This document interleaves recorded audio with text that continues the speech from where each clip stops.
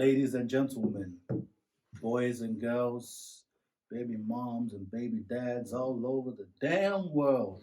Welcome to new and another episode of Take It to the Rim podcast with myself, Rods, aka looking for three, 4 times, Clutch, aka SGA, top 10. Yeah, I said it. AKA Darwin Ham needs to stay away. AKA I don't know about the Clippers yet. Yay. Injury table's free. To the right, I've got Clipper Cam in the building. What's good? And to the left, we have LA Jules. LA, baby. See, I got the same mixed up. Who does it like that? Everyone just does it like that. Yeah. Ray's that. Well, like that. But what were you doing? You're throwing up a set. You're throwing up, bro. That's the Darwin Ham effect. Bit confused, you know what I mean? So, the NBA season has started. Week 1 is down. Yes. There were a lot of games. A lot of struggles, a lot of wins. You know, a lot of confusion. A lot of, is he going to be good? We don't know. Early days. You guys know what I'm talking about. But we're going to go through a few games. We're going to go through 3 games for week 1. Review them, see exactly what we have seen in the first few games, the first few weeks of the season. And just to start it off, there's one thing I've got to say. You see this Darwin Ham guy, I feel like he's a terrorist. Because how can a coach blow up their team like this? It just doesn't make any sense. Like, even the game the other day against the Kings is like, okay, Rui and Christian Wood. Now, Rui gets the offense going, gets 2 threes and a jumper. What's his reward? Benched. No fourth quarter minutes. Damn. Christian Wood was playing well. Rebounds, scoring, everything. What's his results? Benched in the second half, no OT action. So how on earth does it make sense to bench 2 guys who are literally creating the offensive rhythm of the team with LeBron, with AD, but yet they don't see no action. But you have flipping D'Angelo Lowlife in the backcourt for the whole game. He doesn't mean not bad. It's not that bad. He doesn't mean He not bad. sucks. No, he's shit. There's another guard on the team that's been worse than him. Yes, Gabriel Arson. Yes. I said Arson.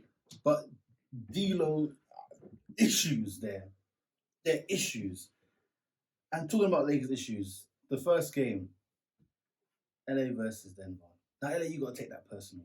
They swept you. It hurts. 4 games. You have to come out and slap these guys in the mouth and say, you know, and they were talking smack about you guys as well, constantly. And you go out like that. And it's just one of those things here where, so apparently LeBron's minutes are capped to 20 to 30 minutes. He had like a +7 when he was on the court, -21 was off the court. Same The thing. team had a +7. Yeah, the team had a +7.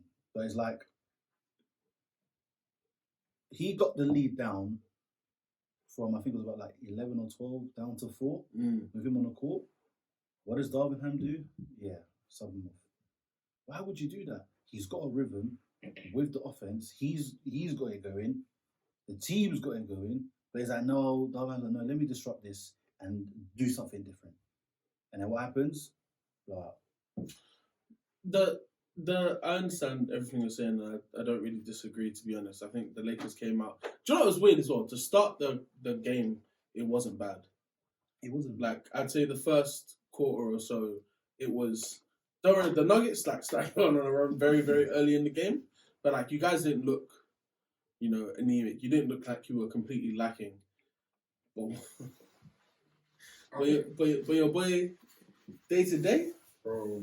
But day to day, Call it Terrible. half by half, bro. Mm. My man. 0 points in the second half. Like, I know I was speaking to my brother about this. He's like, oh, it's only game one. No. Like, when it's the team that swept us, yeah, it was no- hurting me watching. Because obviously, like, this is the first time, it's their first game. Since obviously they are champions, they had their ring ceremony, big up them, whatever. But for us to be got swept to this team is a perfect opportunity to come in their building and put a dampener on them and say, you know what, you might have got your rings tonight, but there's a team here. Like, do you know what I mean? Like, if you don't put the same energy you put towards the back end of last season, do you know what I mean? But it's the way they started. The Nuggets started, or the end of the first quarter. Well, we started all right. End of the first quarter, it was just Jokic was getting in his bag. You could see the offensive rhythm that they had from last season was starting to come into shape. They had like Murray making shots, Gordon making shots. Everyone was really chipping in here and there, and we weren't able to get anything in the offensive end. But what was annoying me, which I started to see a bit more in the second quarter, was we just started to play more of our game. In the first 4 or 5 minutes, we were all right. Then we just kind of capitulated, and I don't know why. Under Darwin Ham, we do this a lot. Like, we capitulate, then we come back. Then we capitulate. It's not quite a steady game. Do you know what I mean? Where it's like the offense is steady. All right, you're making 2 or 3 shots. But it's like we'll go like 4 minutes scoring 1 bucket, and I don't understand why. And it's the rotations when he makes his timeouts. It's all very that's the biggest top problem. Yeah, and I feel it's a consistent thing. Like in game 1 or our game 1 against the Nuggets, we Darwin Ham, like you rightly said, pulled out LeBron. It was 7 minutes to go. So when it was a 4-point game, I think you brought him back in maybe like 2 or 3 minutes to go. Too late. This game was done. But they said he's on a minutes restriction though, right? Yeah, so that was always going to be the plan. However, in game 2 against Phoenix, he played 35 minutes. And we won the game. But then again, in the latter stages, it wasn't the most flattering win because obviously Bradley Beal and Booker weren't there. I know we're skipping games, but Bradley Beal and Booker weren't there. And we got it done, but LeBron hasn't played big minutes. Being in year 21, you can't. And obviously, I know it's early season, but it's a lot. No, but the thing is, you have to set the tone because this is what pisses me off. Like Anthony Davis, he's really, really jarring me. Like, stop making comments and just do. Stop talking and just do. This is one thing that he stopped doing because Allen season. I plan to play all 82 games. I got to step up so that there's no toll on LeBron. Like, change the narrative. They're saying all this stuff. Game 1 happens. First half, cool. Second half, you blow to shit. What's going on? What is this? 0 points. Like, in the first half as well, it's like defensively, you still had Jokic balanced. Like, he was blocking Jokic, defending well. All these things. Grant, obviously, second chance points happening because rebounding was an issue. And I'm just like, wait, but why? And the thing is, on top of that as well, the Nuggets are a big team. That's why I didn't agree the lineup, And one thing I'm gonna say is, this Reeves sanity has ended. I don't care if it's the first 3 games. I don't know about dude. Reeves, what's the issue with Austin Reeves? He sucks, man. I don't know. He's not coming out the gate like he should be in it. But what I was saying is that Nuggets are a big team. So for me, I don't know why they brought the team that they did to the Nuggets. Like, Taurean Prince, he was hitting shots. But I personally, for me, because you're going against Denver Nuggets, who are a big team, I would have had Anthony Davis, Rui, LeBron, Taurean Prince, and D'Lo. Why Rui? Why Rui? Rui shown, especially even against the Nuggets last season, that he was an issue. He was a problem. Because when he was the help defender on Jokic, it worked. It helped them. I'm not saying it took Jokic out of the game, but it slowed him down dramatically. It limited a lot of second chance points. And if you see the way AD defended Jokic early on as well, he was getting a lot of those second chance points rebounds where that's where Rui intercepted. On top of that, it will be bigger defensively where Rui guarding MPJ is, I'm not saying it's favourable to Rui, but I'd rather have that. And then we know when it comes to the offensive side, he's a strong guy who is bumping through MPJ. And I'm not saying MPJ is a weak and small guy, but he can do that against MPJ and even Aaron Gordon, especially as he hits jumpers as well. He hustles like you want to go machine for machine, as you know what I mean. So I was saying, you have to go machine. You have to go machine for machine. And it's like that would have been a better lineup because, like I said, it would have limited. Because do you know how many second chance points Denver Nuggets had? It was bad. It was bad, and it's like you're gonna limit those rebounds. You get more defensive rebounds because they had LeBron guarding Gordon. LeBron was like, okay, cool. I'm gonna chill out here so that Bron can't help on the rebounds anyway. So to take him out, who else is gonna be? Torian Prince ain't going to. The thing is, the Lakers won the rebound battle. For the whole game, the Lakers won the rebound battle. But but the thing is, the second chance points, you limit, even when second chance points happens, that still counts. On top of that, offensively, that's where it hurt because, yes, it's even if they got more rebounds, on the other end, it didn't amount to anything. That's the thing. Where I think, especially Rui in transition, problem always. So I think that they should have gone a bit bigger in the lineup, and then they should have had Reeves, Woods, and all the guys off the bench to then go against their second unit where they're a bit more experienced or they're a bit more polished to go against that second unit so that you can put a beat down there. So then when the stars come in, they have to fight their way back and make an uphill battle like what Nuggets did to the Lakers. So I just think it's difficult to like I don't think Darvin Ham's got the right rotations. I agree with what Jules said from the beginning. But I think it's difficult to identify exactly how you beat this Denver Nuggets team because as we saw in the playoffs, no one had the formula to do it. So I don't. A lot of the teams they faced were small. Okay, they were the best team. But the champions for a reason. By far they were by far the best team in the playoffs as well. Yeah. Like they didn't really have downs. You know what I'm saying? A lot of the teams that went through the playoffs, you look at teams like the Heat, they had ups and downs. Celtics had ups and downs. You look in the Western Conference, no one was really even challenging them like that. I think with the Nuggets, I think the only way in my head that you could potentially beat them is if you take away Jokic's options. I don't think you can stop Jokic. The guy had a triple-double. Yeah. And it wasn't a light triple-double either. You know, 29-point triple-double. 29, 30, after riding 12, and 11. Yeah, after riding horses the whole offseason. Bro, this what I'm saying. People saying they didn't think he touched the basketball all summer, and he might not have in it. But at the end of the day, he came to play in it. I think there's no. I just don't think there's anyone that's really capable of really stopping this guy because you put a big that's strong enough to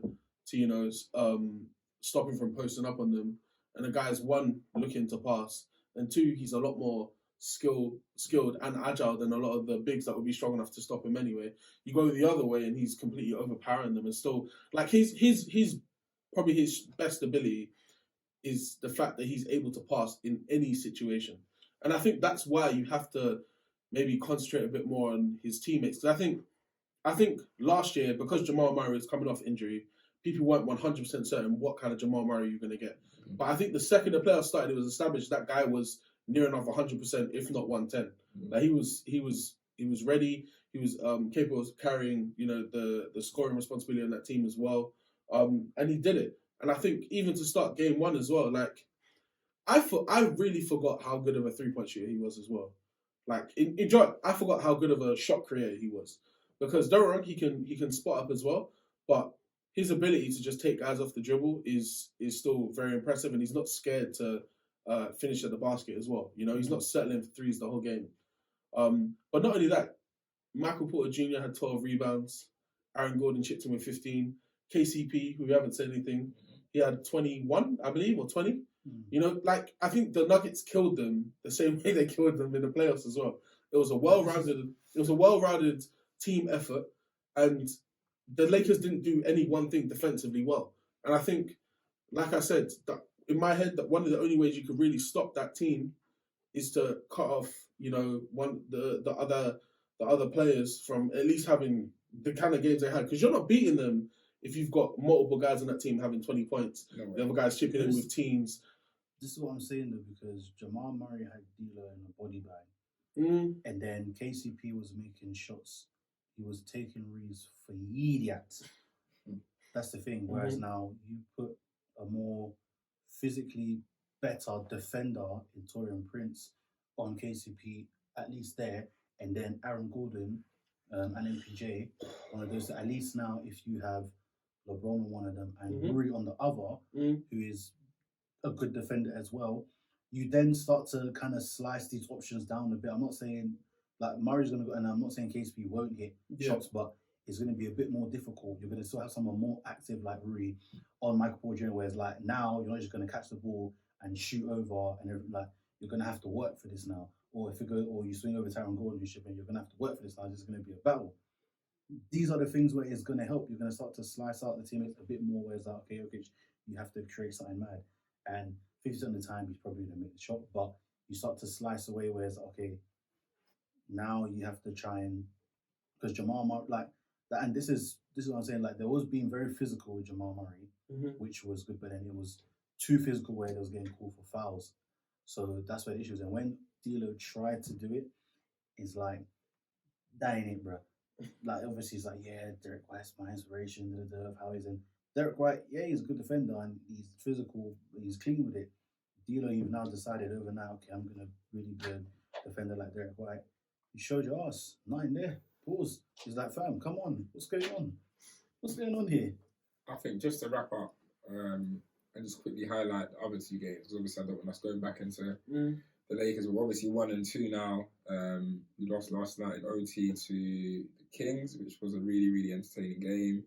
Again, LeBron was clutch, made a really clutch layup to tie the game to take it to overtime. So there is, like, people might have questioned what LeBron might come into the season being in year 21, whatever. Obviously the oldest player in the league now. Can we just say how ridiculous? Like he's still one of the fastest players with the ball. And athletic. Yeah, of course, but like even then, like his vertical's not as crazy as it used to be. Even though he can still he's still jumping with the best of them.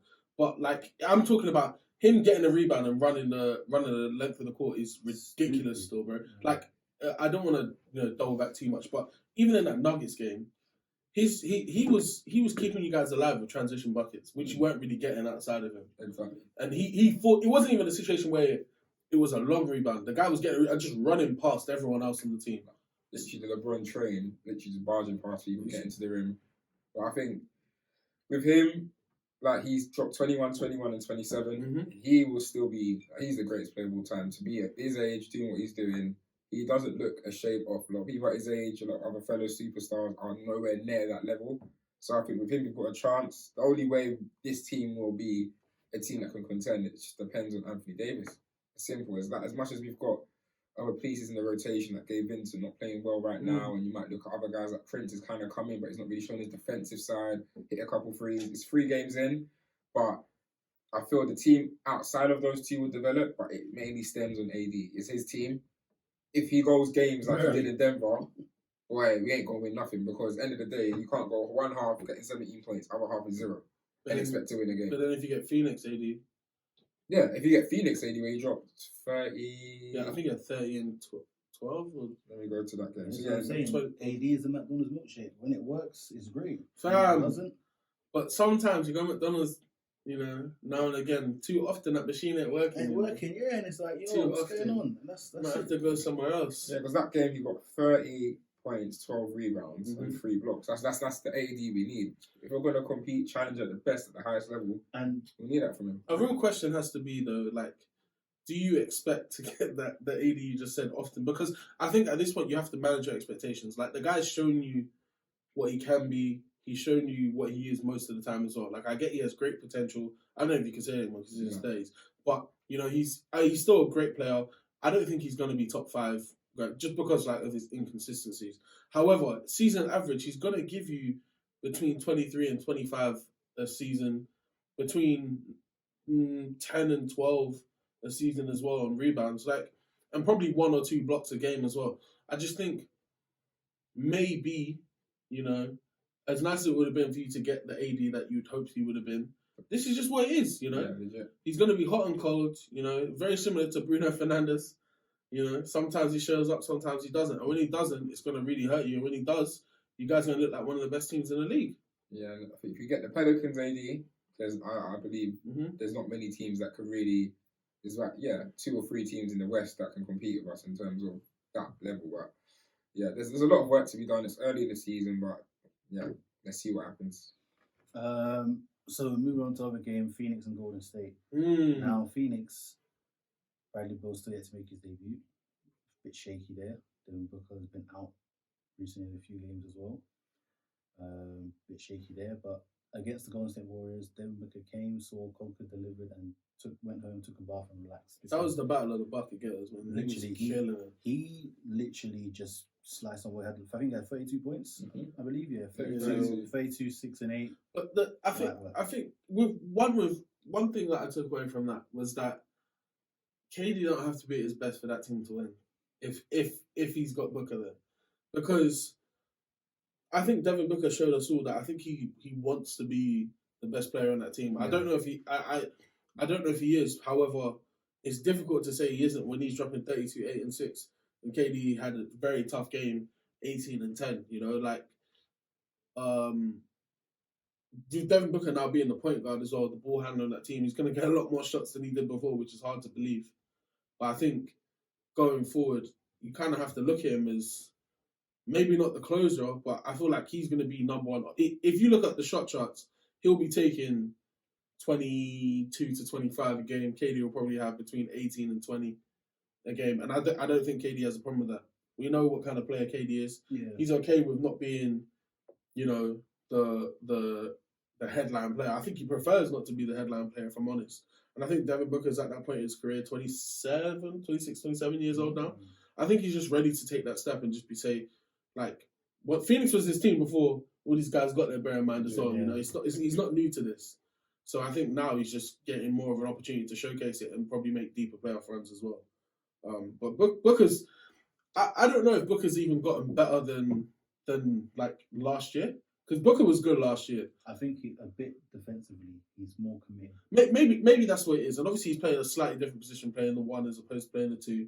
You know, going from being off the ball to on the ball all the time now. But I just looking at his offensive game, I'm struck like when he can really get to any spot on the floor, and he's really prepared to take a shot from anywhere, and he's confident he's going to make him as well, because fundamentally he's sound, man.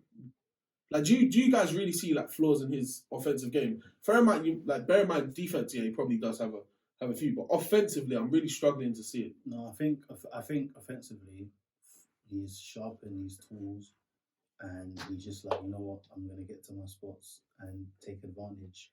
That's what I'm gonna do. I'm not gonna force it. If the defense give me space for free, and I got that space for free, I'm gonna take it. If not, pull up mid range, stop and pop mid range, fade away post game. Like, he sharpened all his tools so that no matter where you leave me on the floor, I can score from here. You leave me in the corner, I will take this shot, contested step back, boom. Or if it's like, okay, I've got a guard in me who, okay, I've got enough strength to physically overcome. He's got a post game. Post game, I'll go in there. Like, no matter what position you put him on the floor, he's going to attack you everywhere. And that's what he's aimed to become, so that is a problem where it's like nowhere is safe with Devin Booker. And you want that, because then him playing the one is going to be even better, because now he's going to open his eyes to vision on the floor now where, okay, a double's come, or okay, someone's cut, Nurkic just cut, screen roll, or okay, Nurkic just cut, Trader's gone now, followed him, okay, he's opened it, or someone else built. Like, it's going to open up his game even more playing the one, because now it's like, not only can I score anywhere, but I can also create from all these angles as well now. That makes him even more. So once I see a bit more of that, then I can say he's improved more there, where he can also now score and get others to score as equally efficient as him as well. Is he hands down the best two guard in the league right now? Not hands down. I think you've got to look at. There's a lot of others. No, I think you're gonna put him. Who hands down? And the thing is, what two guard in the league is better than Devin Booker? It depends, like similarly, like what you class Luka as. That is a point guard. Luka's a point guard. And yeah, but it depends. Some people don't. Is SJ I believe he is. Is SJ a 1 or 2? He plays the 2 in it. Obviously, Giddy's number 1. No, he's been recently playing the 1 again. Them man alternate between it. So that's the thing. It's like, I don't know if wait, who would you rather have? What, Shea or Devin Booker? I think Shea is just. Because Ronnie said in the intro, what? SJ top 10. Yeah, I think he is. I think I would say Shea. Shea is. You take Shea over Devin Booker? It's crazy, because I think it's crazy. I would. It's mad, because especially the game that he recently had, but it's just one. It's one of the ones where it's like, No, SGA last season was it. Get in the comments. I want to hear what people have to say. 'Cause that's a tough one. It sounds silly to say. I haven't thought about it, but I really haven't thought about comparing them to each other at all. But I think Devin Booker is the best shooting guard in this league right now. I think right now you're going to put him up there no matter what. And maybe it won't stay as a shooting guard because, like I said, he's playing the one this year, like they've said. But and just to chime in, obviously what you guys were saying about like that game, especially obviously it was nice for KD to finally go back, which I can't believe. His first game back in it. It was his first game back in Golden State since he left, which is wild. Weird, isn't it? Yeah. However, obviously you're looking at how that game transpired. Like it was weird even seeing that Booker playing the one. I saw him post up Steph, which I've just obviously that can happen in the frame of a game, but now being a point guard, that's why I feel we have a lot of favourable matchups because there's not a lot of elite defending point guards in the league, and I feel Booker's skill set and the way he plays, and he's got that kind of the height leverage, because a lot of the point guards' average height's a little bit lower than like obviously being a two guard, but you get more lengthy guys that kind of switch from the 3 into the 2, so it's a bit trickier. But I feel being now the point guard, and I feel you'll see it more when Bill's there, when he's actually running those sets, and it's him and Bill and KD. This team are a big problem. Like I think they went into the final quarter being 6 down, away at Golden State, turned it around, and yeah, they ended up scoring 10 points more than Golden State. I think you're looking at a team that are very, very dangerous when healthy. I think Nurkic has come in, and you can clearly see the upgrade he has for the way this team plays in comparison to DeAndre Ayton. Like the cuts he makes, the way his ability to shoot, he's a bit more of a versatile player. He can actually create plays as well, which something DeAndre Ayton couldn't really pass. Like he didn't have that vision to make it. I feel this team is a good team when healthy, and potentially with a long, like if they get to the end of the season healthy, are a contender anyway, but could be the team that wins it all. What I found was that with them now having Nurkic, they kind of have a guy who, and I'm not saying he's guaranteed to do this, but they have a guy who's an actual rebounding threat that doesn't warrant. They're not going to run offense for him. Unless he has a mismatch, they're not going to run offense for him. But I think I'm trying to think of a way to say this. It's like when they had Ayton, I felt like they felt obliged to run a couple sets for him, a couple plays for him, to get him going, because they wanted him to be that kind of guy offensively. I think if Ayton was there now, they probably wouldn't even, I don't know if there'll be a discussion or what, but he would have to be okay with the fact that the other 3 guys are better offensively than him. Yeah. Whereas Nurkic, that's not a conversation. I don't think he cares necessarily about that. He's going to get his buckets whenever he can on putbacks and dump-offs are probably the easiest thing. When Booker or Bill, we saw it as well in preseason where Bill drove to the basket, got all the attention, little wraparound pass to Nurkic for an easy dunk. Like we know what it's going to be for him, and I think he's going to be okay with getting his points like that as well. What I kind of looked at was what were the Warriors doing? Because there was a lot of conversation, a lot of talk about what does it mean for them to now Chris Paul? Is Chris Paul going to be the dedicated leader of the second unit? And he came out and started. And I mean, yes, he started because Draymond was injured, but it's looking like a lot of his minutes for now, anyway, and it might change because I've seen people talking shit about stuff, saying that they're reading into what Steph's been saying, that, I think for now he's going to be doing it, but I don't know if it makes a lot of sense for him to be doing it because his pace is completely different to what Golden State are used to. Golden State, and even though they're an older team, everyone knows Steph's one of some of the best shape that anyone's in the league. He's ready to run for the whole game if he has to, innit? And I just feel like with Chris Paul at times, and I can see he's trying to adapt to their kind of style of play, but it's just not working as much, man. Like, I think he struggles to get the ball up in less than 6 seconds from a rebound or anything like that. And he's not instantly looking to make a play like that straight away. I think he's always trying to wait for things to develop. And I just think going forward, I mean, someone said that Steph Curry was talking about how, they need to get used to playing with each other and some people need to, try a bit harder or whatever. But I think people are just reading into things. I think he's too much of a professional to kind of say stuff like that. But I found it very interesting to see this Warriors team in their kind of new shape. Yeah, it looks a bit weird, but It is weird. you just have to just wait because when they usually have these things where they need to adjust, but once they find that adjustment and they tune themselves, they get a rhythm going. But like I say, I don't know how it will look with Chris Paul, Steph, Clay, Draymond, Looney. Like, how is that going to look? Because Wigs. yeah, well, wait, that's the thing. Like, Someone's going to the bench in it. No, it's and apparently it's going to be, it's yeah, and right now it's looking like Chris Paul. apparently it's And Chris Paul. to be honest, rightfully so, it needs because he's gonna with that starter team. Even if Draymond gets the ball, he's pushing the pace. He ain't slowing down because you know Wiggins is gonna run. He knows Clay's gonna run from the free. You know Steph Curry's gonna go. Like that's the thing. Whereas Chris Paul, if the ball goes to him, it's like everyone's down there and he's like, "Yo, would you need an inhaler or something?" Like, come on, man. This. I think just to chime in what you guys are saying, I think being Chris Paul and Steph Curry are obviously point guards. Again, it's very rare to have two of like top 15 point guards of all time on the same squad at the exact same time. However, they're not. It's not like one of them is when Ben Simmons used to play the point, like a tall point guard, and what that they're both very small. So I feel in terms of that height, and in terms of like even they're both point guards.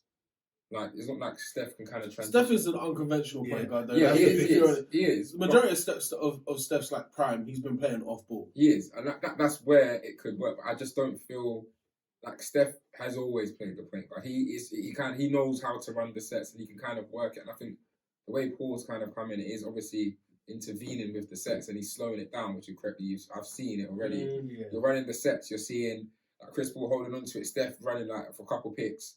And then Chris Paul's still holding on to it, but he should have released it by now. But if you know the system well enough, you know that ball has to be released by that time. He's gone around the second screen, do you know what I mean? But it's a techie one. Plus, it's different because at the top is Chris Paul there, and yes, he has to get used to the system and get the ball off when he needs to.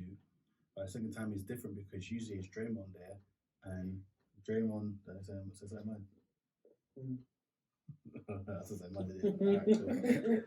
Yeah, like it'll be Draymond there. Clocked actually. It'll get off as a bit man. We used to get the ball off. Like it'll be Draymond at the top of the key, and it's like even if you know the double screen they happen to recover, what's gonna happen? It's gonna be a handoff with Draymond and Curry, and Draymond's still gonna give a good screen roll going through. Where when it's Chris Paul, that ain't happening. So let me ask you boys a question then. Mm. So what went right in game 2? Obviously, game 1 they lost, as we said, to the Suns at home. Game 2 was a rematch of the playoff series against the Kings. Obviously, they're away. they just made shots from Steph Curry. I don't know, bro. Steph had 41. I think that's what we're right. And Yeah. to be honest, like, I think Chris Paul, regardless of whether he comes off bench or starts, is going to still get the same number of assists he's been getting for his career because that's just kind of guy he is. He's always going to find the open man when he is open. But I think you also take into account that Steph just had a much better game. And he did have a bad game. He had a good game in the first game against Phoenix. But he had 41 in this one. But not only that, I think other guys were contributing as well. Like you look at 12 off the bench from Kuminga, 10 off the bench from Moody as well, who both have been playing a lot more minutes than they probably have been in the past. Like you can tell they're going to be big parts of this team going forward. What shocked me the most is that they won this game and like the one guy had 12 rebounds. The next highest person who had in rebounds was 5. Like I'm kind of shocked by that. And you know, I feel like you can look at Sacramento's box score and say Sacramento had a very similar game. Like one guy had a really, really good game. Then you had a couple of other guys. Like Sabonis had 19 and 18 and 7. And that's a really good game as well. You kind of think, looking at the box score alone, you kind of assume, oh yeah, Sacramento probably ran away with this, but they just didn't seem to be able to get it done. And I think when it comes down to it, one team has Steph Curry, the other one doesn't. But also, like the Warriors are just a bit more seasoned at the end of the day. I mean, bar a couple of guys. I mean, how many guys? Peyton was there, Moody was there, Kuminga was there, Steph, Looney, Wiggins, and Thompson, all there for their championship run. The difference in that game was the Kings had an off night from her. From Kevin Herter. Yeah, Herter dropped. Yeah, that's where the difference really was. Like there was no contribution. It's the 3-pointers. I mean, like you're saying. I mean, the Kings shot 30% from 3. Yeah, he was The Warriors shot 43.8. You're not. He was There's 0 no. for 5. Like, I think you see, I'm even kind of shocked looking at the percentages now. The fact that the Warriors shot 43% and it was still an 8-point game is shocking. Because normally if they're shooting that well, they're normally hitting about 20. Like to be honest, like it's kind of ridiculous. But yeah, like I said, I just think the Warriors were able to move the ball a bit better. You know, weren't doing as many isolation plays as Sacramento, and I think that's really kind of where they were able to do it. But again, like if you look at some of these numbers, I mean, Sacramento had more points in the paint, less turnovers, slightly less steals, same amount of blocks, assists. I mean, that's probably the biggest differential between all of it.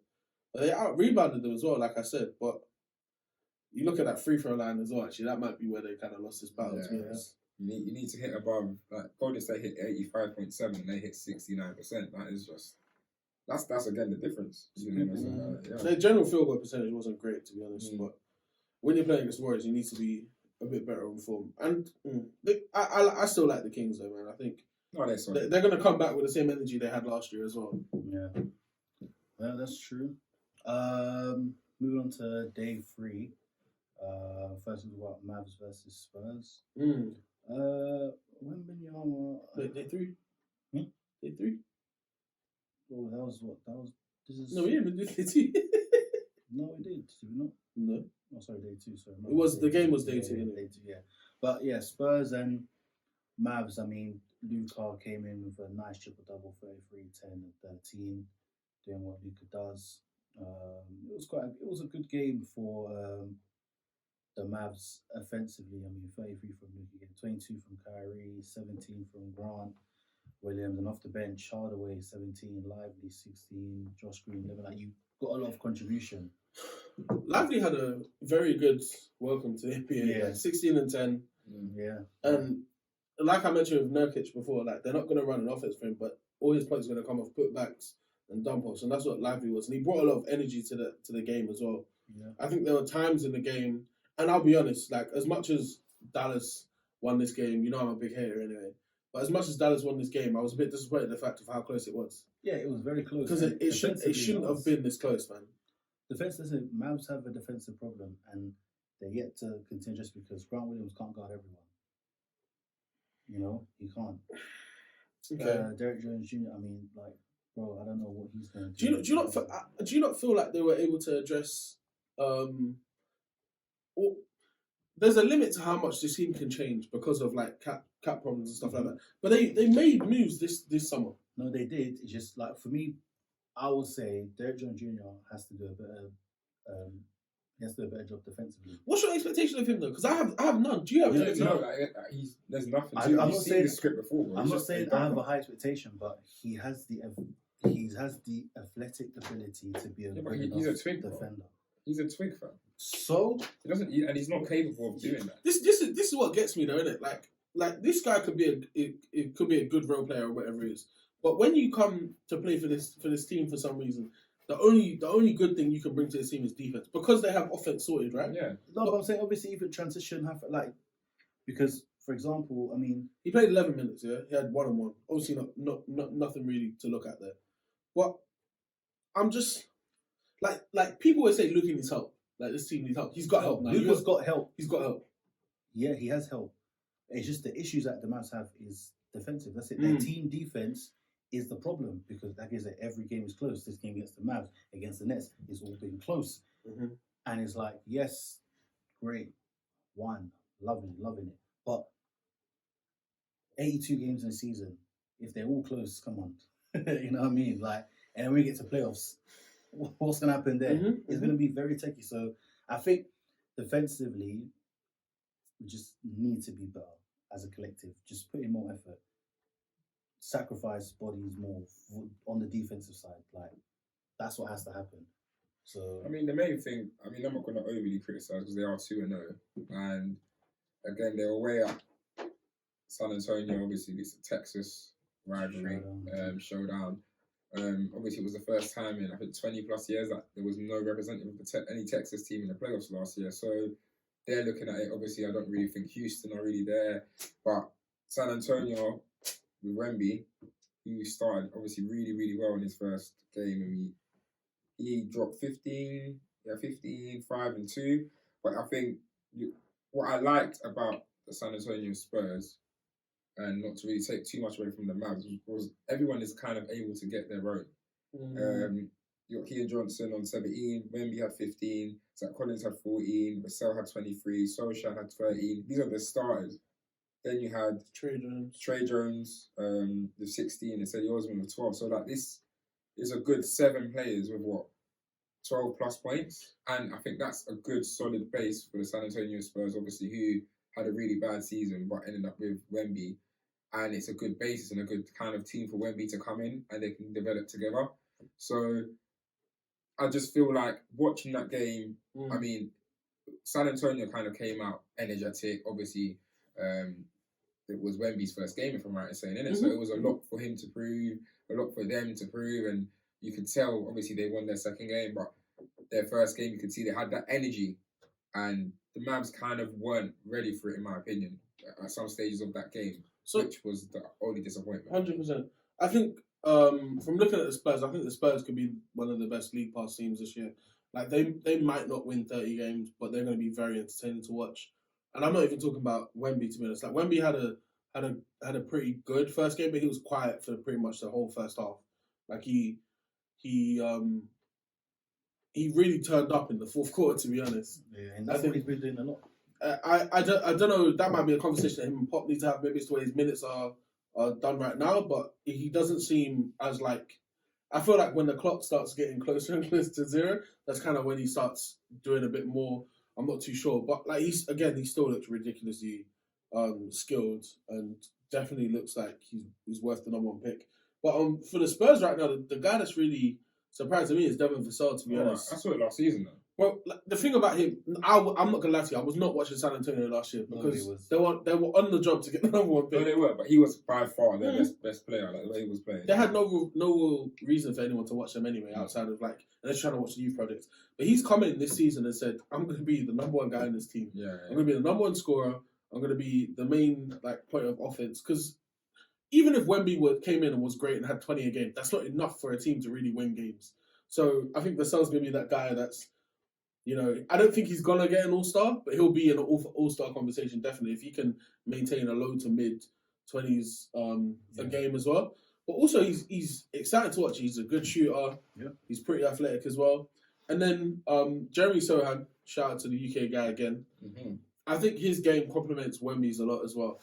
Martin, very well. Oh, yeah. And I think with his like kind of style of play as well, it seems like Pop's playing him at the 3.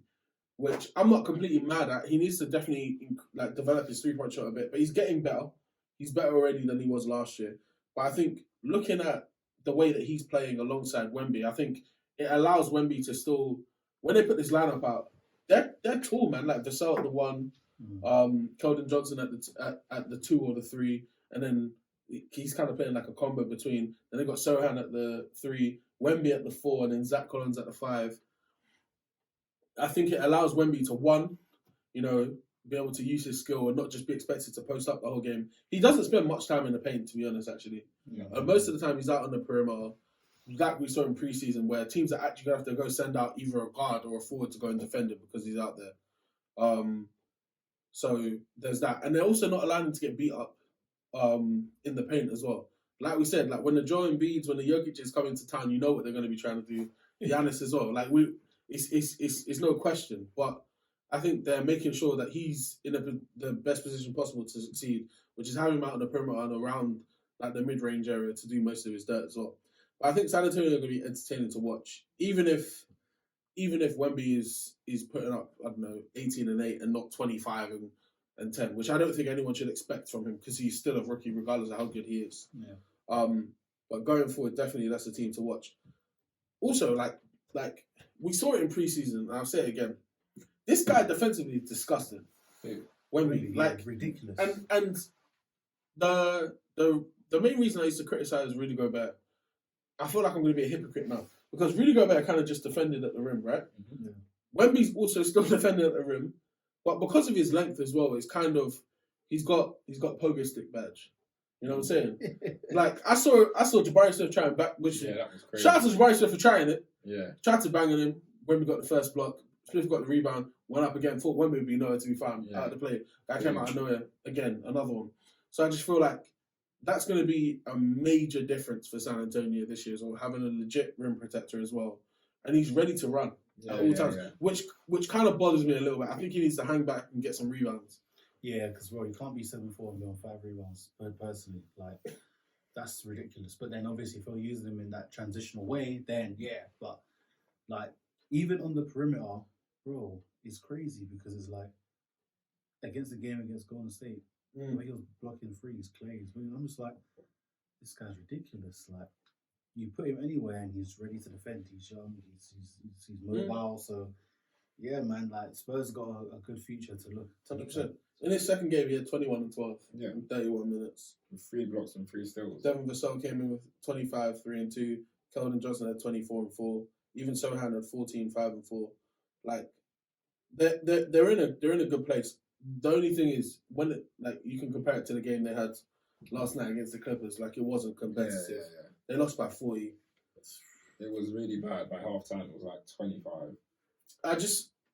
They're a young team, so I don't have like crazy expectations of what they're gonna do. And again, they're coached by a great coach. So I'm sure they'll get it together. But when we didn't have a great, no one really had a good game on their team. To be honest, Devin Vassell led the team in scoring with 14.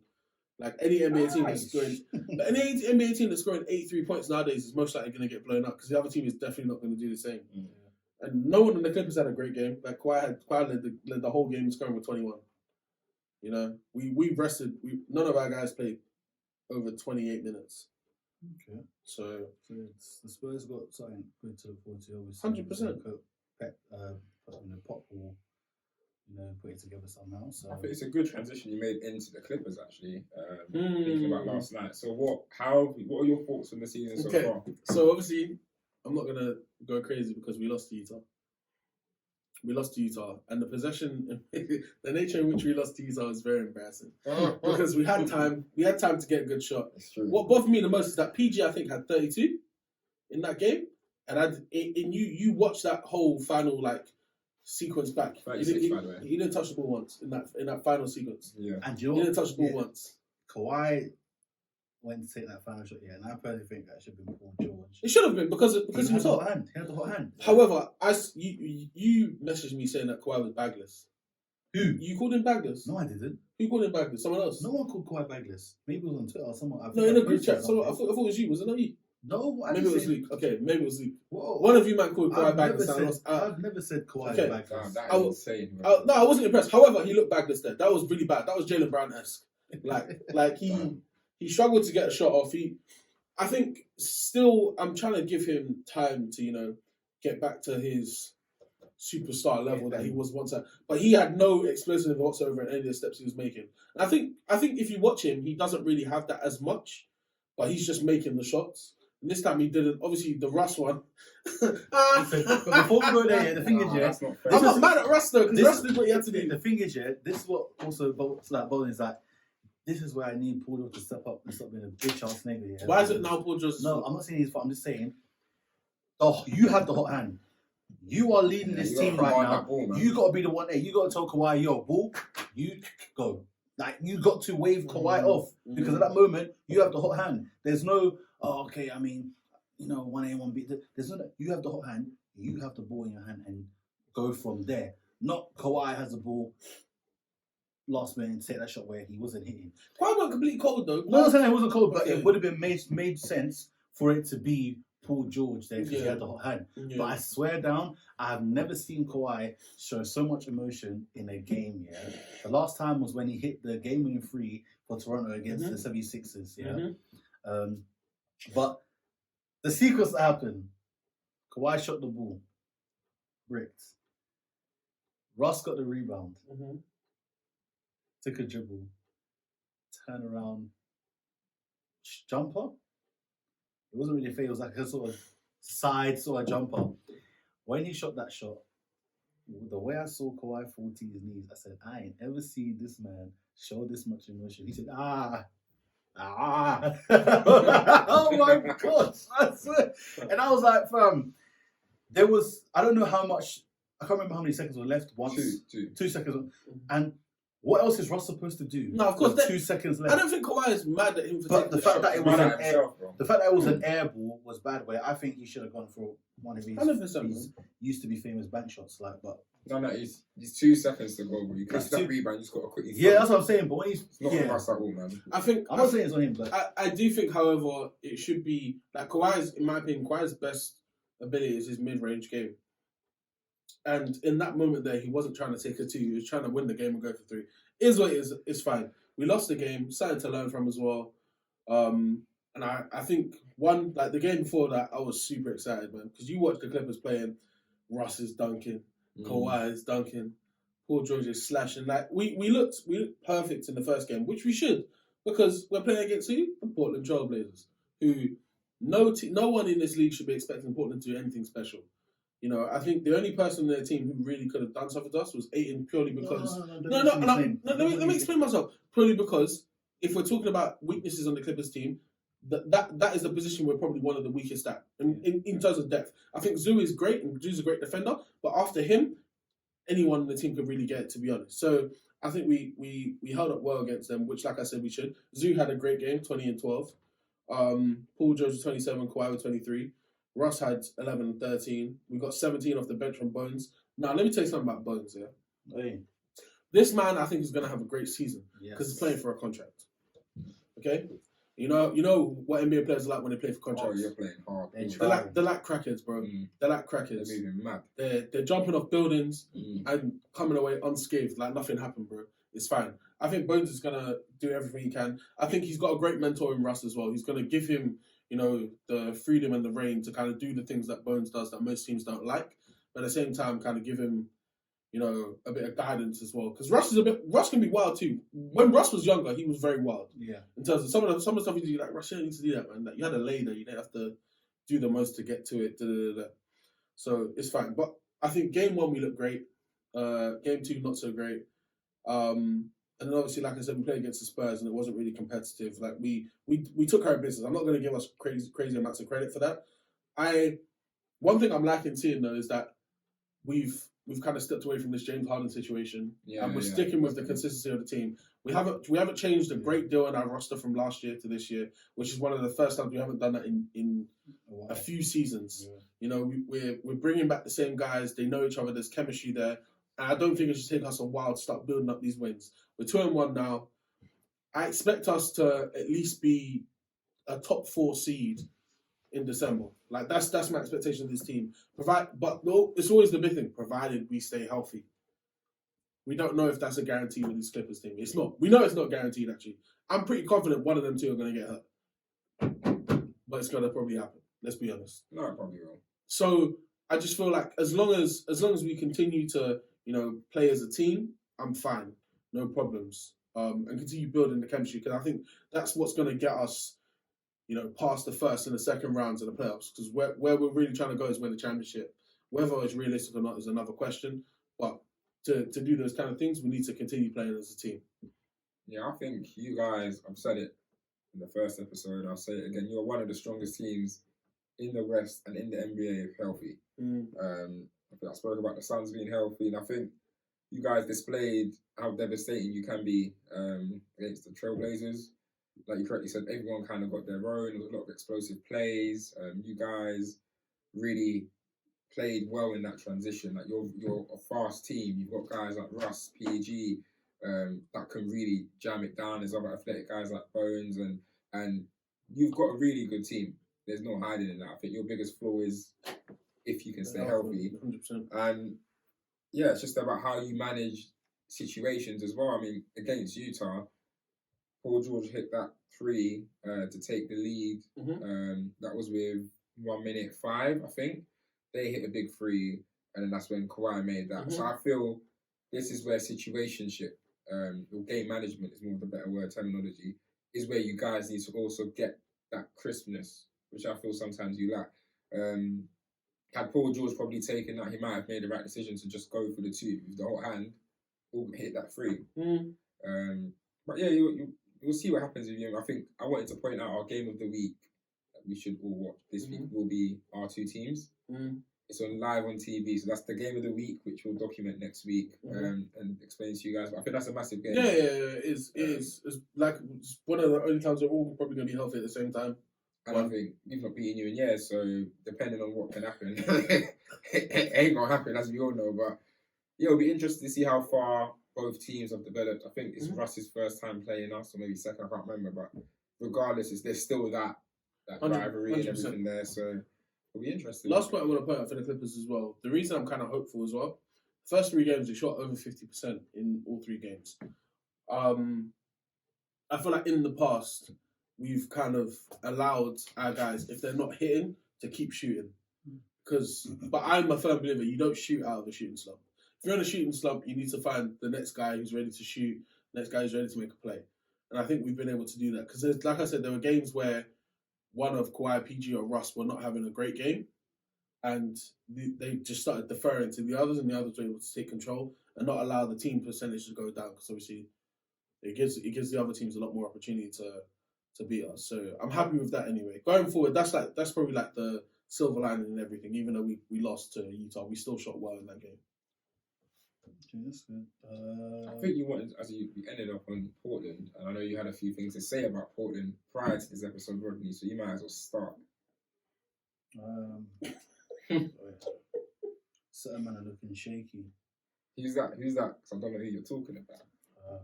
Who's that? I believe his name is Henderson Scoop. Now the thing is, Scoop the poop. Scoop the whoop this, can we beat that down? Listen, the thing is, is that this guy isn't coming from college, university, whatever. Mm-hmm. He was in the G League. Mm-hmm. He was playing with pros. I think. Yes. Yeah, no, yeah. G Leaguers, so you're gonna get a bit more experience, more NBA experience. Like, yeah, okay, It's better competition than college, I think. 100%. So I'm thinking, I'm not saying 30 every game. I just think it'll be decent. But the way he's been struggling these 3 games, I'm a bit concerned. Now I know, obviously, of course, it's early days and he can switch up around, cool, yeah. But even in all these bad games, I haven't seen a positive. So this is where I'm like, Scoot's got to be careful. He's got to really be careful because let's spade a spade now. Aren't you being harsh? It's 3 games. 100% you're being harsh. Nope. 3 100% games. you're being harsh. I think you have to look at a few things for Portland. One, he has a lot of like free reign to kind of do what he wants right now on that team. And I think doing much. No, but that can also be problematic from a standpoint where there's too many options of what you could do, as opposed to when you're on a team where you're surrounded by shooters. You know, if you're not doing this, then they should be getting the ball on the perimeter or wherever it is. Portland are kind of scattered right now. Also, he's still not the number 1 option, and they're probably more treating him like he's the number 3, and if anything else. But Simons is down now, and Tommy's up for that. Yes, and so we're going to see more of the Scoot Henderson, Shaden Sharp backcourt that I was talking about before. The backcourt for the future, in my opinion, of what they should kind of run with. But I think you're being harsh on him, man. Like you said, he didn't go to college. This is definitely the most amount of fans he's ever played in front of. This is probably the most organised he's been as well. I would say probably definitely the most organised he's been as well. I think going forward, the things he needs to work on are efficiencies. I don't think which I think is probably one of the easiest things to work on in the league. If his complete decision making wasn't good, that would be kind of a different conversation. Don't get me wrong, he's a rookie. He's a rookie guard. They're bound to make mistakes. He's going to get turnovers. But I think at the end of the day, you still see the potential. You see why he got taken number 3, don't you? As much as you're being harsh on him, you understand why he got taken number 3, right? I don't think Rodney does. Do you not? I mean, I do. Obviously, that's why he's number 3 and 1 or 2. I understand why he's at number 3. Because right now he's not shooting well. 8% from the 3. Sorry? 8% from 3. Yeah. Damn. 8%. You said You 8. tell me you're not concerned. 8% from the 3. You said How 8. many threes? Man said 8. Attempted. Mm-hmm. It's 4 a game. It's 3 It's a lot of games. threes. Damn. 4 a game. That's like 1. 8%. That's like 1 made. He's hit 1 in 12. That's what he said. Legit 1 made. Okay. I think he's had 11 points, then 7 You know what that points. means? That kind shot mean. I think he's had 11 points, 7 points, and 4 points. It's what it is, man. So it's 3 games. It's But early. bro, we've seen this. Kobe came out in his rookie year and was arse. He He struggles. ain't no Kobe now. No, of course not. I'm not saying he is. But I just feel like sometimes rookies need to be left to be rookies, innit? Yeah, no, it's fine. Like, I'm just Nah, saying. you're not giving him grace, bro. You're not giving him grace. Listen, Give him some grace. Okay. Talk to me again next. If he's put, I'm gonna show you. It's been 3 games, right? I'm gonna give it. another 3. I'm gonna give him a total of 10 games, 7 games, just to see how he bounces back from this. Mhm. If I don't see a bounce back in the next 10 games, pause. Yeah, word. I'm saying sayonara. And then if the next 10 games he's still moving brazy, yeah, safe. Also, I feel like you have to be honest about the situation as well. His first ever NBA game, yeah, he's gone up against future Hall of Famer Russell Westbrook, yeah. Mm-hmm. His second game was against. He was in awe of when Westbrook was dunking. I saw that. I He saw a was picture of Russ dunking and Scoop was He was- smiling, looking at him like. He was like, "Oh my god!" Like, Bro, let him be. and gassed, I innit? understand your social. It's Russ. Like, he's saying if it was me, I'd even say, "Yeah, it's alright. I'll take the poster. I don't mind." Like, bro. No, you're moving mad. But And then game 3 he's playing against Philadelphia. Like Portland are not expected to win any of these games. Yes, they're expected to be a bit better than Scooter Spurs are expected to be a bit better than he has been. But like, what do you want him to do again in those situations? Like I said, his first NBA game was against Russ. Then he's gone up against the MVP and Joel Embiid and the Philadelphia 76ers. And Tyrese Maxey has been cooking. Yeah. Absolutely cooking. So you can't be shocked that he's now getting mixed in. Yeah, Tyrese Maxey had 26 and 10. The 10 was 10 rebounds. Which is crazy. Give Scoot a chance, man. I'll tell you, he's a young buck. You know, he's still getting used to things. Yes, he's not playing I'm not well. saying I'm not giving him. But also, I think another thing that needs to get looked at on that team. I'm a big fan of Chauncey Billups as an NBA player. I don't know if I believe in him as a coach. I don't believe in him. I never believed in him as a coach. I don't. Like, it just doesn't make sense. It was an interesting hire when Dame was there because I don't understand why Dame would want to take on a rookie head coach in the first place. Again, think about it now. Red flags that Dame should have left. Yeah. You know, Dame got no issue leaving now.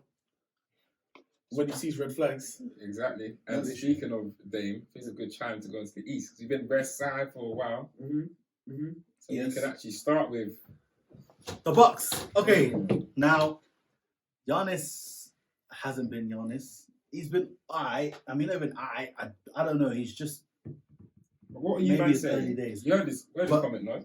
Which who's Dame? When he said No. Giannis, yeah. about He said Dame. Okay, I'm gonna say that was. Let me say this: Giannis is an amazing teammate, because only an amazing teammate will die on that hill. This is Dame's team now. What? This is Dame's team. What? Dame's team. Two-time MVP. Two-time MVP. NBA Prime. Finals MVP. Best player in the world. Yeah. NBA Finals. Won the chip. Yeah. Dame hasn't even seen the finals. Hasn't seen one. And you're saying it's his team. A 33-year-old. What? It's his team. What? This. So obviously, yeah. What does that mean? Listen. What does it mean? Really chill. No, man, what does it mean? Yeah, chill What out, the chill out. flip is? What's he doing? No, Giannis, man. You want him to stay? That's what he wants. Yeah, He wants him to that's stay. what he's doing, bro. But it's He's like, flopping fam, his pillows, bro. that's Yeah, you're right, bro. ridiculous to say. No, I'm not having it. Atrocious. Bro, he's saying you sit at the front, bro. I'm gonna sit in the back. You take shotgun. Don't worry, I'm good with the leg room back here. I'm cool. Like, listen, Ah. he's giving Dame, the creative license to do whatever But he he said wants. it. We gotta let Dame be Dame. That's what you need to say. No, 100%. That's it. Bro, but he's not from here, is he? He's from Greece. You know, he's not from Nigeria, from Greece. You know. Nigeria decides to come a bit more. Yeah, he articulates himself differently. I saw a video of him eating hot dogs and getting very excited, like, "Oh my god, these are amazing." Bro, what I think you need to understand here is that yes, Giannis might have said that, but at the end of the day, if Dame ain't hitting, And he hasn't in the past 2 games. Aye. who hasn't been hitting? Dame. Okay, so so let's talk about game 1. Dame had 39 points. Yeah, he saved them. He was not. but he still didn't shoot amazing, you know. I know he didn't. Shoot, but- he went 17 from the free throw line, I believe. And so Dame went from the free throw line, 17. Yeah, 17, yeah. So he had 39 points. He hit 17 free throws. It's But a James Harden but classic. how many shots did he take, Julian? So 20. he didn't have a great game. Yeah, he made 9. Yeah, listen, it's not terrible. It's not a terrible game. He didn't have a great shooting. However, 9 for 20. That sounds like a toilet to me. no, that's not bad. It's almost 50%. It's 45%. 45%, yeah, bro. It's better than some of the greatest. That was wild. But no, in terms of like a first game, like, I don't think you can want more from him in it. And he showed you exactly why he's there. Because when that game got close, there was no question who had the ball in their hand. Yeah, And this is what Giannis is talking about is Dame's team. Because Giannis, we've seen Giannis, when the game gets close, we've seen him throw the ball away. Yeah, We've seen him throw. Chris Middleton's diving for his life to stop that ball from going out of bounds. We know that Giannis don't want the pressure like that, and that's okay. In the middle of the game, I can trust Giannis to go and get me 28 and 12 or whatever it is. But in those last 5 minutes, it's called Dame time for a reason. That guy is legit, man. I think looking at what the Bucks are, they're very top heavy. Yes. I think you'll see a lot from them in terms of regular season. I think they'll have probably a top 2 record between them and Boston. But I think it's those moments that I was just talking about where Dame really solidifies himself as one of the best offensive players in the league. And I feel like because he's been in Portland, people don't watch them. One, because they're on ridiculously late. Mm-hmm. And 2, because Portland were never that great to watch anyway. But now he's in Milwaukee. He's in that on that central time now. You know, the games are a little bit earlier. You're going to catch more Dame out and about and whatnot as well. But you can't tell me that the Bucks aren't a top 2. I don't think you try and tell me the Bucks aren't the top 2 team in the East. They're completely legit, bro. Completely legit. And they made the perfect decision by making sure they got Damian Lillard in this offseason.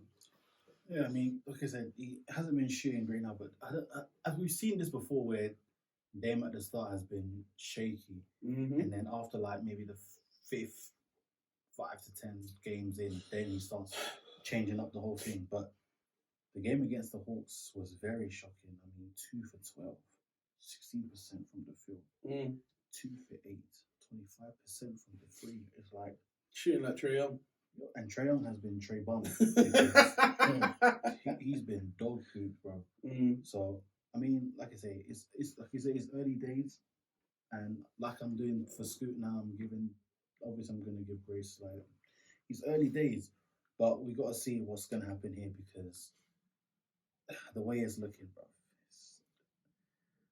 I'm not shaky on Lillard. Like I know he will pick it up. You know, the rest of the team are quite used to each other, but he just needs to get used to it. But yeah, it's something that will come with time. I don't think you can expect them to start out 25 and not losing a game first. No way. Like, you know, there's going to be some issues that they're going to encounter, you know, and it'll mainly be based around chemistry. But I think you saw the fit. Game 1, you saw the fit, like between, and I think that's the main thing. The dynamic between him and Giannis is perfect. They complement each other because they don't score in anywhere near the same ways. Exactly. Giannis ain't trying to chill on the 3-point line. Dame's not trying to do too much inside the key anyway. We saw he can score in the paint, like I said before. He can finish at the rim. But when we're talking about guys that are that complement each other perfectly, we saw the pick and roll like we said we'd see it. We saw Dame taking 30-foot threes with no problem whatsoever. We saw Giannis taking advantage of mismatches because guys are out there sprinting out to Dame and leaving him completely alone on the island around the free throw line as well. Like they both have perfect opportunities to have their best seasons in this league. I don't know if they'll both have it at the same time, but one of them I think will have the best season they've ever had. I think you saw it last year with them and Nuggets. If you can get 2 players playing at an elite level, especially back end of the season, getting into that playoff, and you have the rest of the team knowing their roles, knowing what to do defensively, and knowing how to contribute on both ends of the floor, you've got a chance. And I think you're looking at this 2 as possibly one of the best duos. I mean, NBA top 20, 30 duos we can have. Is an outstanding pairing to have. And I can't see anything but somehow this team succeeding. Like, I understand what Giannis is trying to do in terms of he's trying to take the humble route in order to make this team succeed. Mm-hmm. He's trying to not take the back seat. In that interview, Giannis did say, like, I've won the MVP, I've won the championship. He hasn't won anything. So I know what it takes to win, but he needs to win. And he believes in Dame, and he believes he is a winner, but he hasn't got anything to prove it. So, and that's where I understand what Giannis was saying. He knows in order to get back there, you've seen it over the last couple of years where they've fallen short, you need that Dame, that superstar that can always, like I said in the last pod, give you that extra 10, 20 points when maybe Giannis is having a bad game or bad moment. So, yeah, this team are legit, and we'll see how far they go. Okay, no. Another team in the East to I wanted to speak about as well, the Boston Celtics. Tick, tick, tick. Boston Celtics.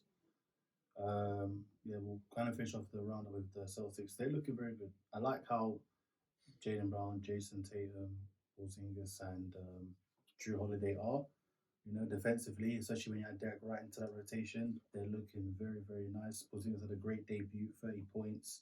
And this is where it's like, yes, Rob Williams, he was great, but he ain't doing that. No, let's be honest now. He ain't doing 100%. what Porzingis is doing offensively. Like, in and out, he can hold his own, but that's a very big thing as well because like, I'm not saying that Jason Tatum and Jaylen Brown were. I don't think they were kind of flat that game, but it was like, okay, Brown was flat. Tatum was Yeah. like 34 and 11. yeah, Tatum was Brown was but it's one of the ones where that's where you got Porzingis to. That's where you have obviously Drew Holiday to contribute where he has to, and Derek White will. So it's like out of 4 players, at least someone's gonna do something. Hopefully, yeah. So yeah, I mean, I like how the Boston Celtics are looking. I know you're talking about the game 1, yeah, but that Celtics Heat That's game what I gonna was say. very entertaining to watch. Yeah. I can't lie. For multiple reasons. One, I think the Celtics had probably one of the most well-rounded games of a team this season. Yeah. You had Derek White, 28 and 28. 6. And this is their strongest lineup. If they start White and Holiday, Yep. that's 2 great defenders in the Yeah. in the guard positions. Then Tatum and Brown. Brown had 27, Tatum had 22, Porzingis had 17, Drew had 17, 10 and 7. And Derek White, like I said, had 28 points. That's a tough team to beat. And they're not going to do that every night. But they had a perfect night against a team that they had to come out and beat. They did what the Lakers should have done, That's what I Yeah. was if we're being honest. Also, Yeah. a couple of highlights to take away from that game. Derek White had Jimmy Butler in the hurt locker, bro. I'm so sorry, but Jimmy Butler did not want to be there. Jimmy finished with 14 and 5, the Heat are back to being the regular season Miami Heat. They'll probably end up with a 6th or 7th seed, maybe the 5th seed. With less. And then we'll go see them run into the playoffs, and they'll probably win a round or 2. If we see them in a thing again, I don't care, because I know they're not winning. I don't care if they make it to the final; they're not winning, and it is what it is. But I think the Celtics came out and made it completely personal and said, "We're coming out to win this game." And I think maybe we saw what we might have seen from the Celtics if Tatum didn't roll his ankle in the first flipping offensive play. But that's neither here nor there. But I think the Celtics have come out and they're taking names early, man. Yeah. I know it's only 2 games, but the Knicks game was a big game anyway because I was like, 1 is MSG, 2 everyone, the energy's there and everything else like that. But then going against Miami as well, like in a rematch of the Eastern Conference Finals to come back to kind of start the season this early, you could see the differences in the team. And I mean, Tyler Hero still had 28 points, Bam had 27. It was Jimmy that didn't really show up. He's showing his hair, bro. Yeah, what's that doing for him now, isn't it? But the Celtics are super legit, as we expected. Yeah, man. Like I say, I like how the Celtics are. And yeah, we're gonna see, man. Them in the box right now seem like they're gonna be running the show. So Uh-huh. look at the time. Do we have enough time for this ESPN? Yeah, let's get into it. Okay, cool. So as we've known for a while now, ESPN brought out a top 100 playlist, and there's a lot of things that we have to really talk about. We don't have to do name exactly what numbers and everything like that. But if I'm just going through it now, anything that pops out to me that I'm disgusted with, and I already said to you before, Ross was at 94, Absolutely. Yes. and I want to talk about all the guys that are in front of him that shouldn't be there. Yeah. Mike Conley at 93, Emmanuel Quickly at 92, Josh Hart at 91, which is disgusting.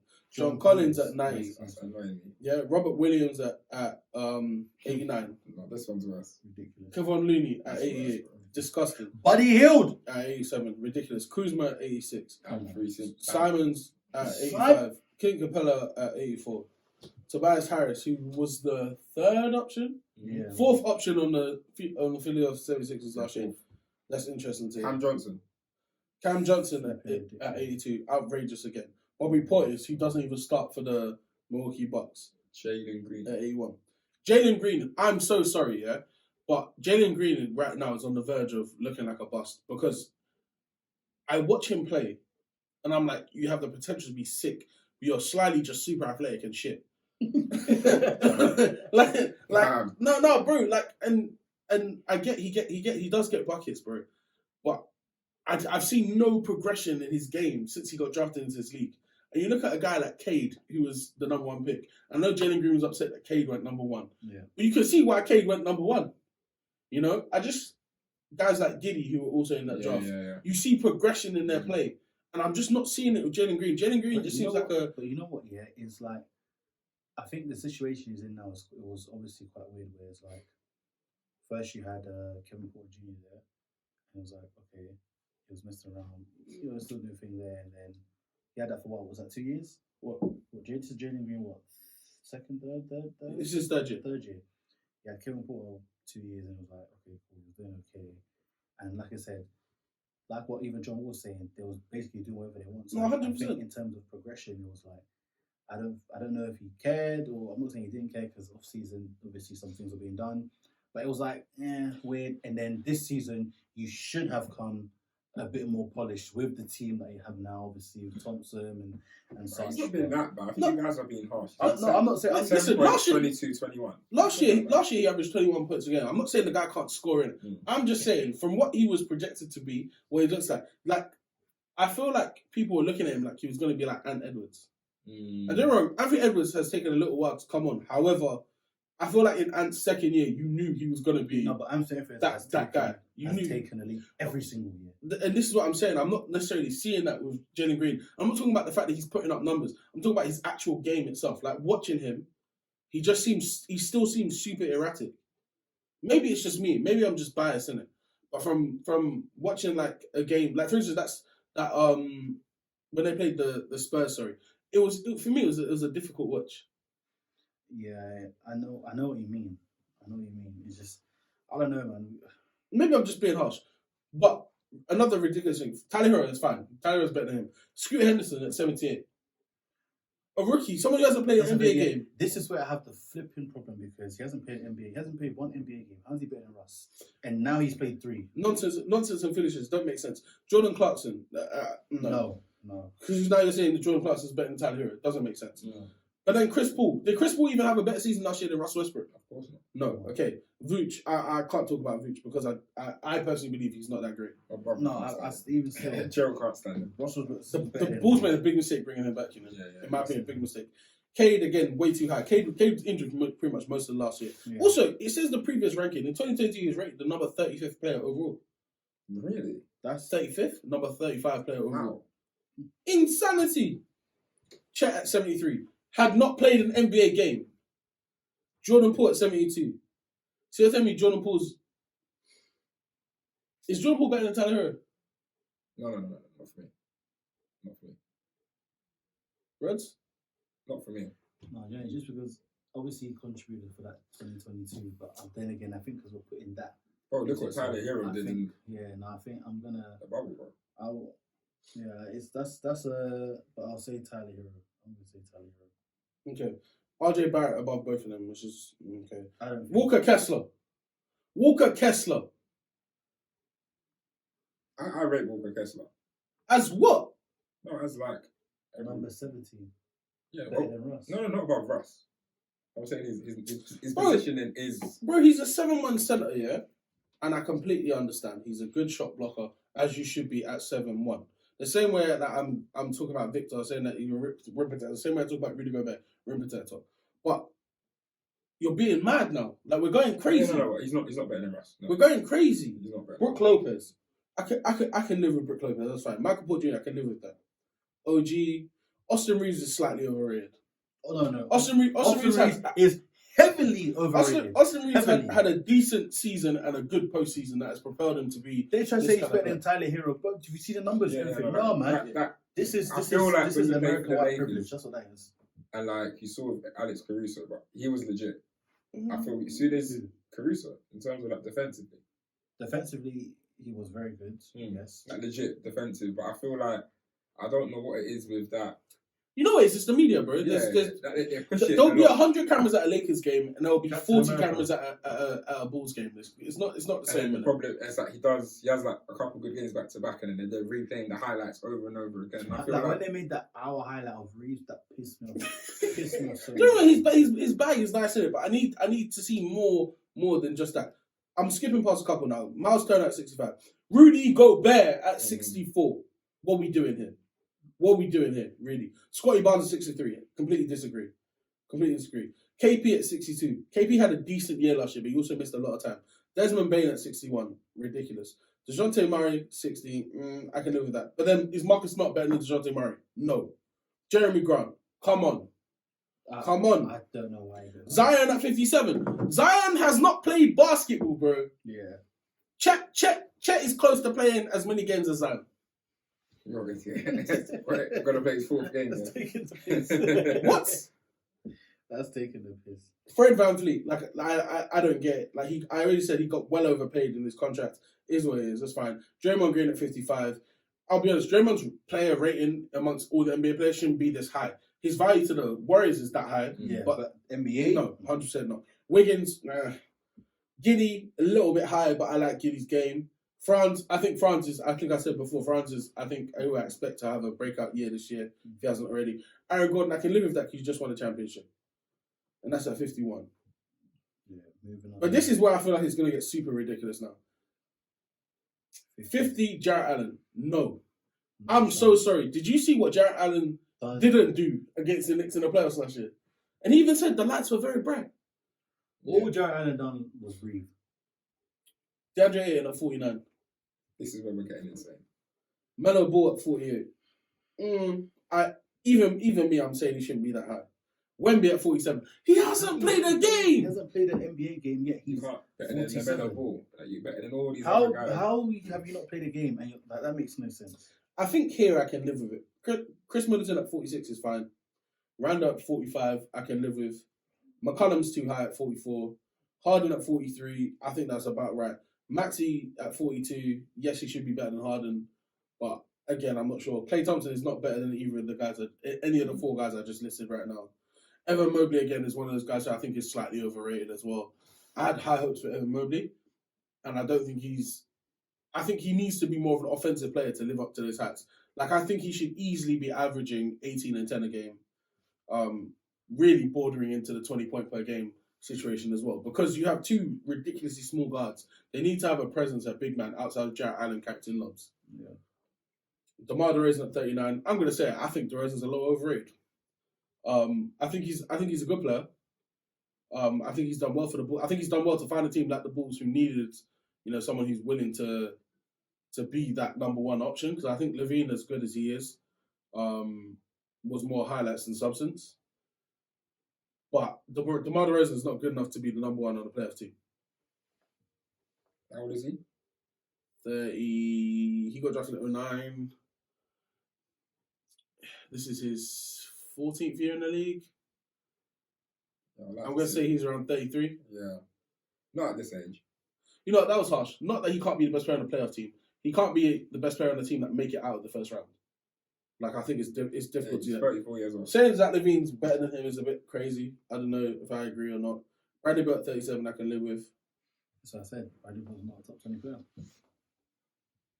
Because it's tough though, because when you really look at that top 20, Let's man, keep going though. it's not a joke. Garland at 36. I'm okay with that. I'm okay with that. Honestly, I'm okay with that. Moran at 35. Do you know what? Yeah, Garland's That's where he should be. Nah. That's where he should be. Questionable. Because I'll tell you if I see guys ahead of him that shouldn't be there. Kyrie, that's fine. Mikal Bridges is not better than John Morant. Neither is Jalen Brunson. Jaren Jackson Jr. on his own team is rated higher than John Morant. So this is where the media brought into the gun situation. Because if you take the gun situation out, there's no way you're telling me that Jaren Jackson Jr. is better than John Morant. Everyone knows he's the number 1 player in that team. It's not a question. How are you now telling me that, based on what you're saying, Jaren Jackson Jr. is better than him? They're saying he rose because he made his first All-Star appearance, which he probably shouldn't have, to be honest. He Defensive player of the year. He won Defensive Player of the Year as well. Bro, I don't think they look at this properly because yes, he had 3 blocks a game. He had 6.8 rebounds, which people can think of rebounds in the defensive category as well. Like that is a defensive category. So I mean, yeah, okay. Paolo at 30 is a bit ridiculous, to be honest, man. I can't lie. Trae Young at 29. I think Trae is that good, but he hasn't been playing that good. And I think that's fair to say. Yeah, we got to take away I can't say the first two, 3 games of the season, that's fine, because I'm talking about over a year. Last year, from what I saw from Trey, what I expect from him here, I think that's about fine. Larry Markin at 28, completely overrated. Yeah. Brandon Ingram at 27, overrated. Drew Holiday at 26, I think that's a little overrated, but fair enough. High, yeah. Is Drew Holiday better than Kyrie? No. Okay, just wanted to put that out there. Thank you very much. No, don't double back because there's No. Because Kyrie is capable of scoring 40 points. That's fine, but his season average will probably be around 25, right? Drew's season average will probably be around 16, 15. But what Drew's done on the defensive end, Kyrie is not touching. Kyrie is still one of the. And what Drew's doing on the offensive end doesn't touch is Bruce 100%. But then I feel like because they cancel themselves out in different ways. Nah, Kyrie's better. I'm not saying he isn't, but I think it's a conversation. Alright, but yeah, it's a debate. It's not a ridiculous take. People are saying Drew's a little bit of an overrated defender as well. Next guy, absolute scrub. Baby, Pascal Siakam is not please. a top. Yeah, Pascal Siakam, in my opinion, is not a top 40 player in the NBA right now. And maybe I'm doing too much, but I just think from what I've seen, I don't think he shouldn't be top 20. I would rather have Paolo over him. That's for sure. And I get that Siakam puts up numbers, but he puts up numbers on teams that don't win, and I think that's not talked about enough. I just think that you're looking at Siakam, you're looking at someone that probably would be the back end of the 30s to maybe a 40. I don't know how he's 25. So I think that's.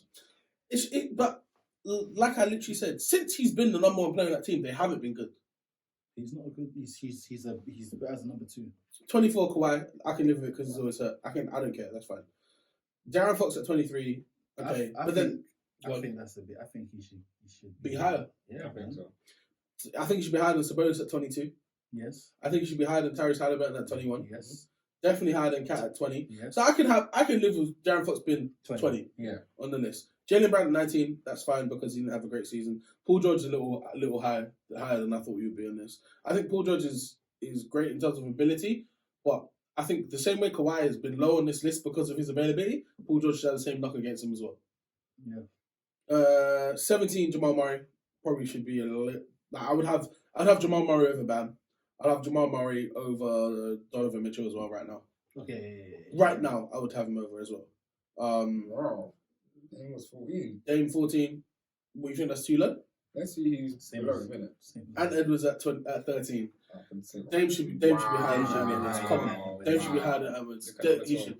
Huh? Yeah, no. But the thing is, hey, I mean, especially coming off last, I'm obviously regular season. This is all. I think Jimmy's number 12 is definitely more based on the postseason. Any respect anyone has for Jimmy Butler is nothing to do with his regular season because he's never done anything respectable in the regular It's just season. postseason.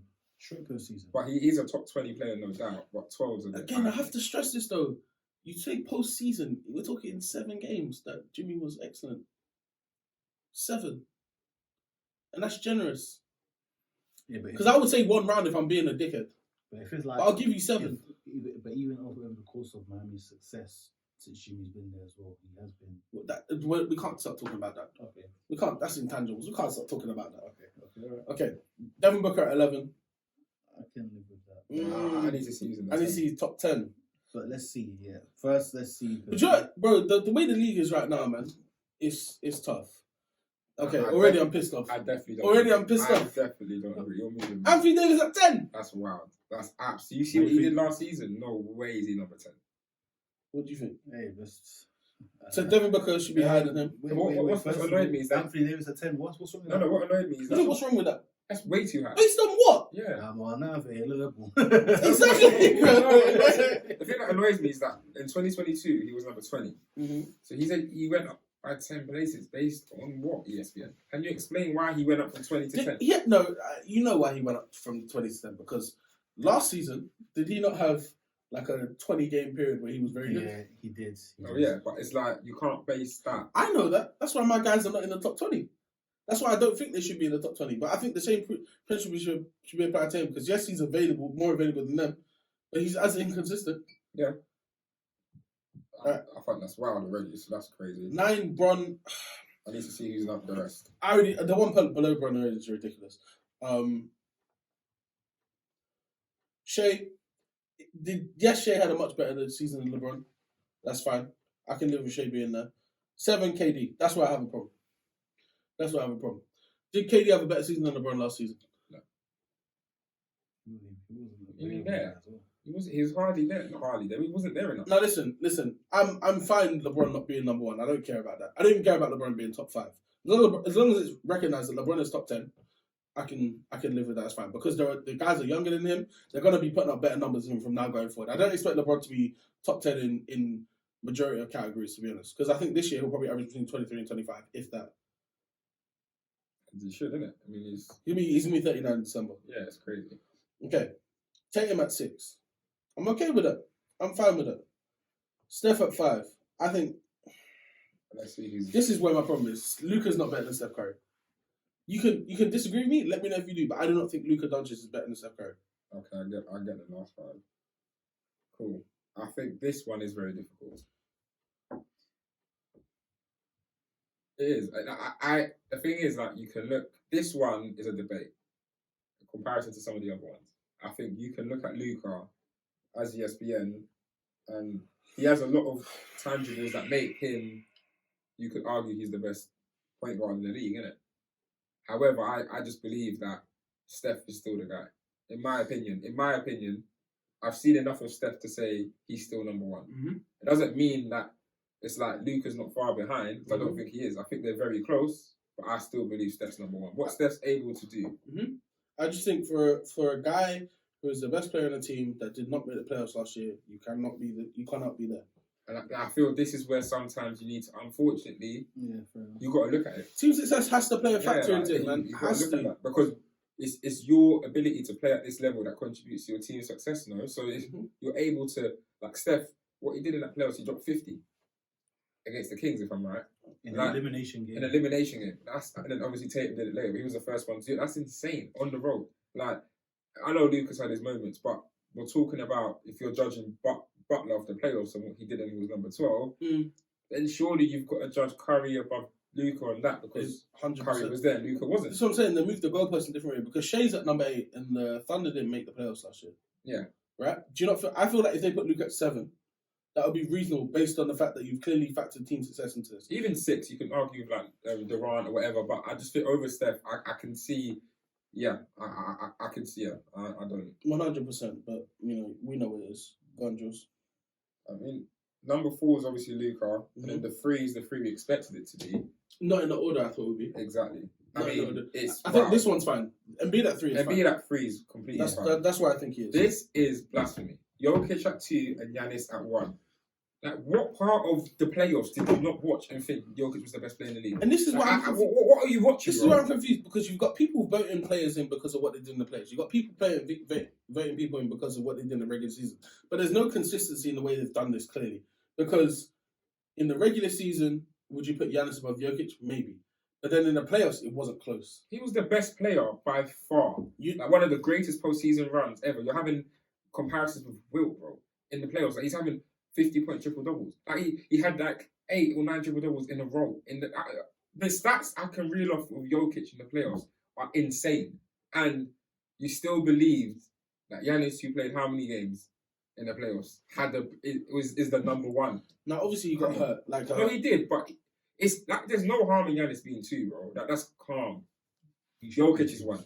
What confuses me, like here they say why his ranking was unchanged. He said he didn't care much for winning a 3rd straight MVP. So you're telling Didn't care. He was second in voting. Yeah? So you're talking about the guy who's been top 2 in MVP voting for the last 3 years straight. That you're now not, and won 2 of those, by the way, that you're now not just saying is the best player in the NBA, or you think he's going to be the best player in the NBA. I think it's crazy. But Giannis at 1, yes, I disagree with it, but it's not like putting Embiid at 1. It's not like putting Luka at 1 or something like that. You know what I'm saying? Like Giannis is still the 2nd best player in the league.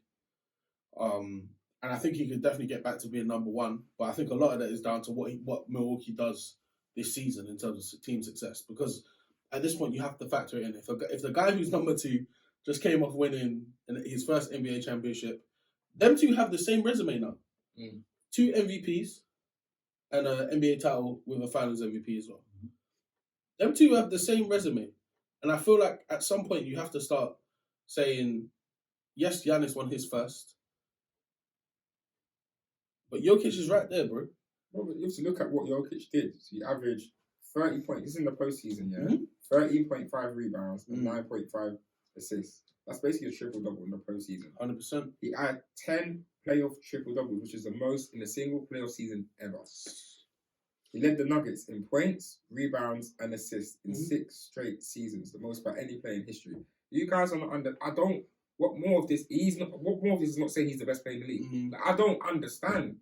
I just think you have to respect the title at that point and just say, yeah, he's the best player. That's it. Like, just read it and just understand what he did in the postseason was historic. Give him number one.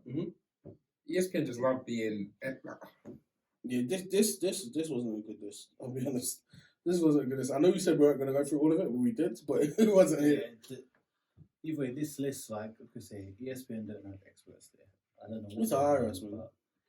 This list was complete. I think you would argue with everyone there because we'll just speak so much sense. They'll just fire some people. It's bogus. I don't understand. What metrics do they go? Like, can someone explain? Bias. Because it don't make no sense. Like, for sure, bias, man. It's just bias, man. There's the substance. There's no substance. It just makes no sense. It just in time. Sorry, just in time. It just doesn't make no sense. So yeah, ESPN, I don't know what you're on, but I see someone is Kendra Andrews is related to Malika Andrews, right? It's a sister. That's it. Yeah, it's a sister. So So she said some things I knew that was going to be wrong. That was Andrew's name, 100%. There's certain people. Let me know the name. Kevin Pelton, absolute finished guy, bro. Very finished. But yeah, I don't know, man. This list needs to be scrapped and redone. But yeah, like I said, ESPN is biased. You're not gonna get the truth. If this is the truth, then if this is the truth, then they've lied. But, Joe, this is put an idea in my mind that we need to get together and put our list. Yeah, but it doesn't have to be necessarily for 100 for this season, but next season we need to have a list because this is pants, bro. Off season, do a top 100. Yeah, no, I think we should do that next year. Yeah, and actually do 100. Okay, go through the top 100. Let's do it. Let us know in the comments what you guys think. Who do you think should have been where? Who was in the wrong place? Do you guys agree with us? Do you disagree? Yes, and should Russ Westbrook really have been that low? Because come on, it's media bias. And again, look at what he did in the postseason, and you're really gonna somehow ignore that. I'm like, come on, bag of guys. Like, come on. They weren't even there when they were. Maybe they were just looking at regular season stats. Even the ones that are above him, when they were there, based off regular season, they still can't factor in what Russ did by himself. In my head, they must have just looked at points per game. That's the only thing that would have made sense and nothing else. But even then, maybe they just added up all the stats to the person average for the season and said, yeah, this guy's there and this guy's there. It is biased, though. There's no real metrics to tell me why Russell Westbrook was 92. Oh, so that's the wildest one. Siakam at 25 is ridiculous. That's nuts. I can't believe it, man. But yeah, guys, that's it. That's what it's gonna be for the pod. Make sure you like, comment, and subscribe. Turn on post notifications. Ding. Follow us on all socials and Take It to Them podcast on TikTok, YouTube, and Instagram. And then Take It to Pod on Twitter. Our socials are attached in the description everywhere, so you can follow us here, there. You know what I mean? ESPN's top 100 players list was complete bogus. It was a fraud, and everyone at the department should be fired. Besides Stephen A, because he's entertaining. And Shannon, I'll keep Shannon too. Yeah, Shannon as well. There's a few I keep actually. Pat too. Yeah. We keep a few, but yeah, most of this, at least 8-9% of that department needs to be fired. And yeah, hire us. But yeah, other than that, man, keep locking with us, and I hope you guys look forward to the next episode. And as Ellie Jules always say, over and out, baby. We out.